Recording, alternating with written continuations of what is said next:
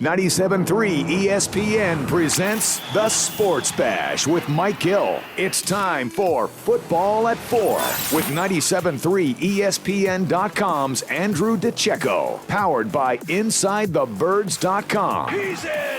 Touchdown! Now, live from inside the Matt Black Kia Studios, it's Football at 4. Football at 4, powered by the Inside the Birds podcast, being brought to you by PlaySugarHouse.com. Sign up now and then match first deposit up to $250. So go to PlaySugarHouse.com and win real money with their sportsbook along with casino games from the comfort of your home. Must be 21 in order to play. Gambling problem? Call 1-800-GAMBLER. Every Tuesday and Friday, Andrew DiCecco joins us on the show to talk Eagles football as we are now less than 24 hours away from the first edition of the 53-man roster for the 2020 NFL season. And I know Andrew DiCecco has been following very closely and intently what has been going on. Of course, you can follow Andrew on Twitter at @DiCecco NFL. Andrew, happy Friday. Yeah, Josh, good to talk to you, man. There's some big moves that need to be made here in the next 24 hours. So things are happening kind of fast and furious here. Let's start with the moves that have already happened. I have to admit, I was a little surprised that the Eagles, when they announced the first round of cuts, that there were so many wide receivers on there, namely among them Deontay Barnett. Do you read anything into that they let go of 4 wide receivers right off the bat? Yeah, I think that's very telling in that Alshon Jeffery could be back sooner than expected. I don't anticipate being placed on the PUP list to start the season. I think he could be ready within the first 3 to 4 weeks, and I think we'll be ready earlier than anticipated. And it tells me that they really like what they've seen from Quez Watkins and are a little bit, a little bit hesitant to get rid of him because another team may swoop him up, knowing that how young he is and the speed that he has and kind of, he hasn't reached his ceiling yet. So teams can kind of work with him. So I think the team was a little bit, hesitant to part ways with him. But Deontay Barnett was a guy that I thought made a lot of sense to keep on as a 7th wide receiver. I know I had him on my 53-man roster for InsideTheBirds.com. When you go into week 1 and you're not going to have Alshon Jeffery, you're not going to have Jalen Reagor, that leaves you with Deshaun Jackson. All right, I believe we have Andrew DiCecco back now for Football at 4 here. So, Andrew, before we lost you due to a strange phone sound that the whole world heard, that apparently made us all deaf for a couple of seconds there. We were talking about the issue with the Eagles not having enough receivers for week 1 and how it's surprising that they let go of Deontay Barnett despite the fact of the injuries with Jeffery and Reagor. Yeah, going into week 1, you're not going to have Alshon Jeffery. You're not going to have Jalen Reagor. So that really leaves the team with Deshaun Jackson, J.J. Arcega-Whiteside, Greg Ward, John Hightower, and Quez Watkins. That, to me, 2 of those guys are rookies. I thought it made more sense to keep a guy like Deontay Barnett in the fold, at least for the first week or two until the receiving core kind of settles in and the injured guys return, just to have his experience out there because there's, all those guys are going to have to be active on week 1, and having 2 of those guys that never taken an NFL snap and they're they're day 3 picks nonetheless. I think that's a bit of a risky move. There could be a veteran in play that gets kind of signed here as the cuts come in. I know that Adam Kaplan has talked about he believes that Alshon Jeffery may be activated from PUP. Is there a possibility that they're leaving a roster spot open for Alshon, and that might be part of the reason why they're going this direction? Yeah, I think Jeff, Adam, and I all had Alshon Jeffery on our 53-man rosters. I don't foresee him being out long enough to warrant the PUP designation. I think he's going to be in the plans, and he could be back, over the first quarter of the season. So I don't necessarily think that. I think that definitely weighed into it. I do think that they probably could have and may still end up with 7 wide receivers on the official 53-man roster when the dust is settled, because I really do think having 2 rookies in your receiving core to start the season is not ideal. How about the running backs? Holyfield, Killins, and Warren all released. We've been hearing those names. Maybe someone steps up and has a little bit of a role, and it seems like, for at least right now, that is, they will not be with the Eagles. Yeah, those are some of the guys that really felt the impact of not having a preseason, Hunter. And a guy like Michael Warren really needed – you can't really see what he's able to do in stud practices. You need to see him out there in preseason games. He would have had a preseason similar to what Corey Clement had in 2017, where you could really see him run between the tackles, see his ability to see his contact balance and his ability to contribute in the passing game and certain areas there that you really can't see that on the practice field. Killins is more of a specialty type of player that can't really give you much out of the backfield, something like a Dexter McCluster. He can give you a handful of carries. You can move him around a little bit, but should there be an injury, he's not somebody that can step in and shoulder, 5 or 6 carries a game like a Boston Scott can. He's just too small. I believe he's about 165, 170 pounds. I think he can develop on the practice squad and maybe be a weapon. He's an embarrassment of riches. Like, if you're stock at the position, I think he'd be more of a luxury than a guy that needs to make the roster. And Elijah Holyfield could very well be end up on the 53-man roster at some point. His skill set is what the Eagles really need there. And I think once you see the dust settle, you'll see if there's any veteran running backs that kind of get cut loose that the Eagles can kind of throw in there and maybe keep as a fourth. Now, you mentioned the practice squad. I know there's a larger practice squad this year, so is there a hope from the Eagles that some of these guys that they're cutting, guys like Warren, Holyfield, Deontay Barnett, some of these guys, they could put them on the practice squad, and then we know you can call up 2 guys on game day, and maybe that's a way they can work around some of these roster constrictions. Yeah, and one thing I wanted to throw caution out for fans is, every year when you see a lot of fan favorites that get released and hit the waiver wire, there's always a lot of outrage, and they should have kept this guy. Why couldn't they make room for that guy? But in all reality, last season there was only 36 players that were claimed off waivers around the league that were released. A lot of these guys are going to end up back on the practice squad or resurfaced in some capacity. And I think this year, with it being such a unique offseason, teams are going to be more inclined to retain their players that already are familiar with their system rather than bring in guys that are unfamiliar to the system that really won't be able to make much of an impact until, midway through the season, especially on the practice squad when you really need to give teams good looks, the starting units good looks and kind of emulate what you're seeing on film. I think the teams are going to they're going to be more inclined to re-sign some of their guys. Andrew DiCecco joining us here at Football at 4, powered by the Inside the Birds podcast, every Monday through Friday here on the Sports Bash on 97.3 ESPN. You can follow Andrew DiCecco on Twitter at DiCecco NFL.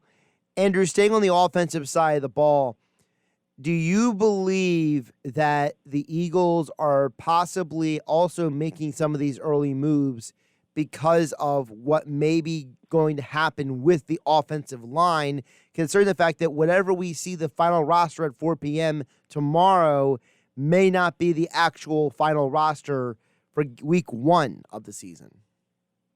Yeah, offensive line and linebacker are 2 positions that I think the Eagles may look to get creative with by making a play on the waiver wire or maybe doing a player-for-player swap with someone such as Sidney Jones or a player of that mold. I think that those are 2 positions that really need to be upgraded, and getting rid of some of those guys. Luke Juriga was a little bit surprising to see him among the first wave of cuts.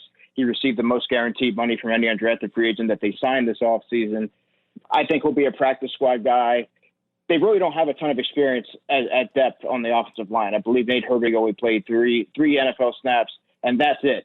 That's very rare around the NFL that you'll find a backup group that has not that is so green in terms of NFL experience. Usually guys have played, here or there over their career, and there's not a ton of rookies or undrafted free agents. Usually a veteran among the group. So I think those are 2 positional groups that they could see some outside help once after 4:00 tomorrow. Do you think that the Zach Ertz contract negotiation stoppage is an issue? I know he has years left on the contract, but if it gets to that last year, do you think maybe he holds out? I mean, this can definitely get ugly. Yeah, there's always the potential that it could get ugly, Hunter, but I don't foresee him going into next season without having the contract redone. But that said, there's a lot of time between now and then. I think a lot of things could transpire. If the Eagles can see their young nucleus of wide receivers, if they produce, it maybe the Eagles are able to kind of work something out and make themselves more of a 12 personnel dominant team, knowing that they have a young group of receivers that they're not really paying a lot of money to that can perform. And maybe you really dedicate your offense to 2 tight ends and you pay both of those guys. It's interesting you mentioned the 2 tight end because a lot of teams in the NFL are going more and more to the 2 tight end system. You go around the league and you notice that more and more teams are using 2 tight ends. So, on the outside looking in, it would seem like the Eagles, from my perspective, would want to keep both Ertz and Goddard as long as possible because this is kind of the direction the league is going in to counteract what other teams are doing with some of their defensive schemes. Yeah, and the 2 players are very different, and they bring a lot of different skill sets to the offense. You have Zach Ertz, who's the best route-running tight end in the NFL. He's not going to be that physical blocker that can line up and maul somebody, but you can move him around at wide receiver. You can move him all over the formations. And Dallas Goedert's someone who's going to be a little bit more physical. He's really developed as a blocker. He gives you more after the catch, and he can also move around the formation, and he presents matchup problems for corners. How do you defend players like that? They're too big and physical for cornerbacks, and they're too quick for safeties and linebackers. So I think, like you said, that's why you're seeing a lot of teams that if you have 2 tight ends with such diverse skill sets, why not build around them and really add another layer to your offense? Before we flip over to the defense, I just want to ask you, how many moves do you think offensively between tomorrow at 4 p.m. and then game day do you think we might see, considering everything that we just talked about? Because we know that every year teams are scouring those waiver wires. I think this year might be a little more than usual just because there's no preseason. Yeah, I think you could see a few. You could see one at wide receiver, running back, and offensive line. You have to add depth to the offensive line. They're just not good enough right now, Josh, to line up and play a full slate of games with their current group. They're just not. They're one injury away, really, from the bottom falling out, and that's very concerning when you look at Carson Wentz's injury history and the investment that the team has made. If you have your quarterback that's injured, you're not going anywhere. That needs to be addressed. And at this stage in the offseason, you're not really going to find a bona fide blue chip talent at left tackle, but you can find a steady veteran that a team's willing to part ways with in favor of a young draft pick, or maybe one that they're overpaying that they really don't want to, they kind of want to cut ties with and don't want to pay that money to. And I think these would be wise to swoop in on a player like that. Running back, if something happens to Miles Sanders, Boston Scott's not well equipped to handle more than 6 or 8 carries a game. Corey Clement has an extensive injury history. He's looked great this summer. That's awesome to hear, but you really want to bring in somebody that can be that bruiser between the tackles grinder that can get those short yardages and is pretty reliable. Corey has an extensive injury history. So to go into the season with 3 running backs, 2 of which really can't be a feature runner, if pressed into duty. So I think you need to look to add a veteran there. I know the Rams cut a guy like John Kelly, who maybe he's not a veteran, but he has a very unique skill set that I really liked coming out of Tennessee when he was going into the NFL draft. I believe it was last season. And wide receiver is a big need, because if something happens to Deshaun Jackson before Alshon Jeffery or Jalen Reagor can come back, you have J.J. Arcega-Whiteside, who's coming off a very uneven rookie season, and then you have John Hightower, Quez Watkins, and Greg Ward. That's concerning when you look at Deshaun's injury history, and even though it's only a couple of weeks, we saw how quickly things can change when he left the lineup last season in week 1, and how different the receiving core looked. So I think they would be wise to add a veteran to the mix there. I feel like your running back description of what they might need is a guy named Adrian Peterson, who just got released by Washington. Yeah, Adrian Peterson fits the mold of what they're looking for, but the thing I will say is the Eagles have a number in their mind that they're willing to pay a lot to a veteran running back. And I have a funny feeling that what Adrian Peterson is going to warrant, what he's going to want, is going to be out of the Eagles' price range. They've shown that they're not going to compromise or budge from their stance. That said, I think that there could be someone of a lesser of a lesser mold that could come in there and adequately fill that role around the NFL. There's going to be a ton of talent released for one reason or another, and I think the Eagles will be wise to jump on the running back position. Let's go to the cornerback position because it definitely fascinates me, and I'm looking at your projected 53-man roster. It looks like Craig James over Sidney Jones, and I just wonder, is it because Craig James is actually playing well, or is Sidney Jones playing that poorly, or probably a combination of both, maybe? Yeah, well, Craig James, Hunter, is a player that I've gotten really good information on over the last several months. He's a player I know the Eagles really like. When you're really configuring, knowing what I know about the intricacies of putting together a 53-man roster, I know that the back end of the roster really needs to be guys that are going to contribute on game day. Maybe not on the offensive or defensive units, but probably on the third phase on special teams. And that Craig James is one of the best players that the Eagles have in that mold. He played 237 snaps in that unit last season for Dave Phipp, and I believe he finished fifth on the team in total snaps on that behind Duke Riley. Those are going to be crucial positions when you really look at their top two guys from last season, T.J. Edwards and T.J. Edwards and Nathan Gary. They both played 74% of the special team snaps. They're going to be a little bit preoccupied on defense this year, so you need to find other players that you can kind of keep on just to be able to fill the special teams role, because Alex Singleton, he's another guy who was a core member last season. He may be on the outside looking in. So I kept Rasul Douglas on with Craig James, knowing that Rasul Douglas played the third most special team snaps last season. He can play on the outside, which Sidney also can, but what Rasul gives you a special teams ability. And Sidney Jones, if you activate him on game day, he lost the starting role to Avonte Maddox. He's really not a nickel. You don't need him to play there when you have two guys in Cravon LeBlanc and Nickel Roby-Coleman that can play there. So what do you do with Sidney Jones? That just, to me, seems like someone who would be active on game day, but really hampers what the Eagles can do because he doesn't play special teams. And when you compare him side by side with Rasul Douglas, Sidney Jones has more value given his draft pedigree and maybe the potential change of scenery that can kind of reinvigorate his career. And he'd be the prototypical player that you can get for maybe a player-for-player swap to add to the offensive line or linebacker or even running back. Is Sidney Jones more likely to be released or traded, you think? I think that they can certainly get something for him, even if it's a late-round pick. I think the team is going to be willing to roll the dice on him and not risk trying to put a waiver claim in for him because he does have a lot of ability. Look, Sidney Jones is a much better cornerback than Rasul Douglas. He gives you more. But the best ability is availability, and you can't stash a player on your 53-man roster who hasn't participated in all of training camp for all intents and purposes, and you don't know about his availability throughout the season. Rasul Douglas doesn't have nearly his athleticism or ceiling as a corner, but you know that he's going to be available every week. You know he's going to be a significant part of Dave Phipp's special teams unit.